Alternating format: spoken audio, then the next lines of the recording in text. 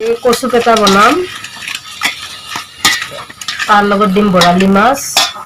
আৰু এই পিয়াজ আদা ৰসুন তাৰ লগত থৈকেৰা টেঙা দিম এই থৈকেৰা টেঙা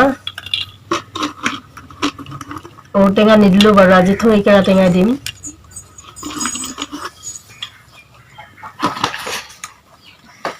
বৰালি মাছখিনি ভাজি লম অলপ কম কৰি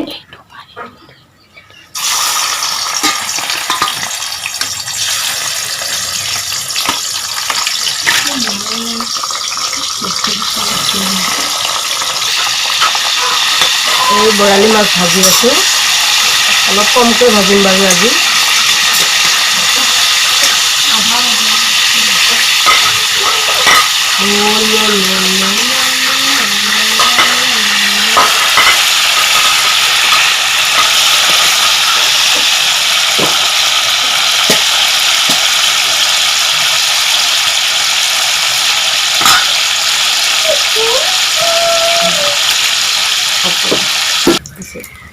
পিঁয়াজখিনি দিলোঁ এতিয়া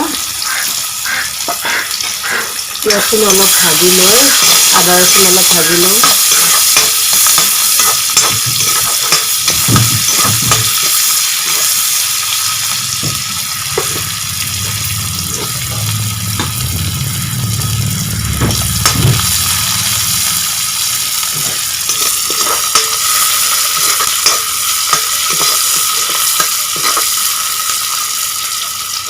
আদা ৰচুনখিনি দিওঁ আদা ৰচুনখিনি অলপ ভাজি ল'ম বাৰু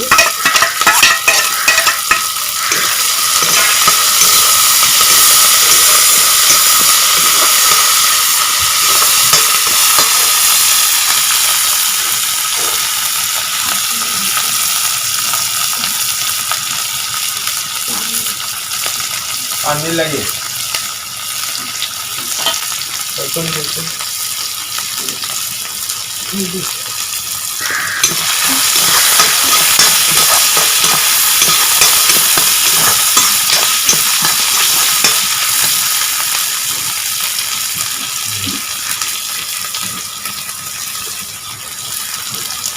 থৈকেৰা টেঙাখিনিকে ভাজি ল'ম অলপ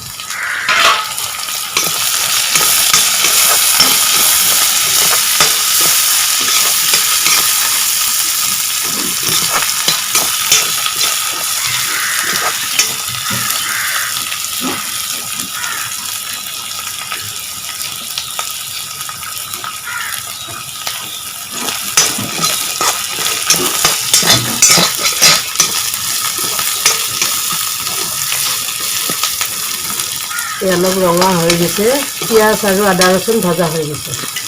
এতিয়া এই কচু বইল কৰি থৈ দিছিলোঁ যে এই বইল কৰি থৈ দিয়া কচুখিনি দি দিম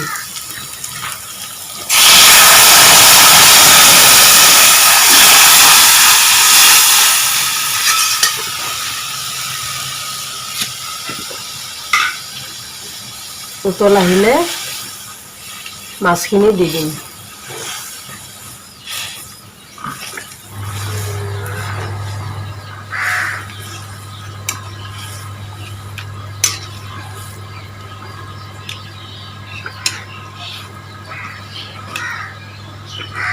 অলপ ভাঙি ভাঙি দিব লাগিব কচুখিনি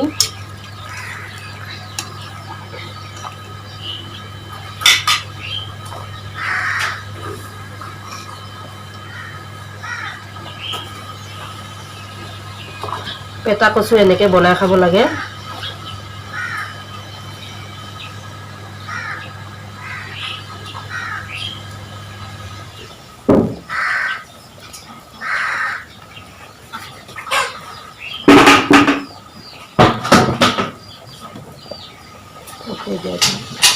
মাছখিনি দিম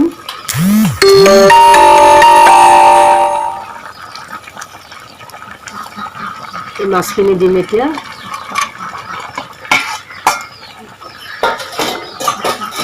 মাছখিনি দি অলপ টাইম থাকিব দিম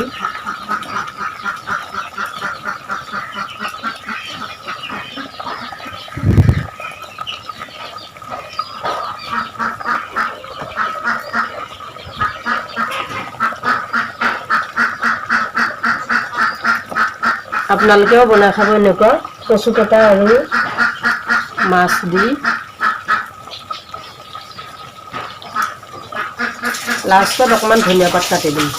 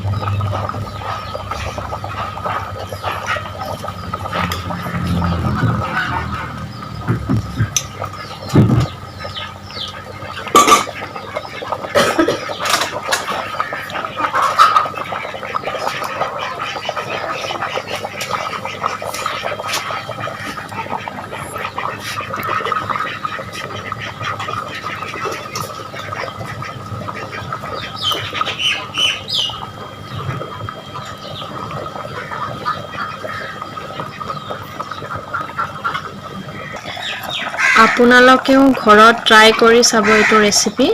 আৰু এইখিনি যদি ভাল লাগিলে লাইক শ্বেয়াৰ আৰু কমেণ্ট কৰি দিব লগতে ছাবস্ক্ৰাইবো কৰি দিব ধন্যবাদ আৰু এয়া হৈ গ'ল কি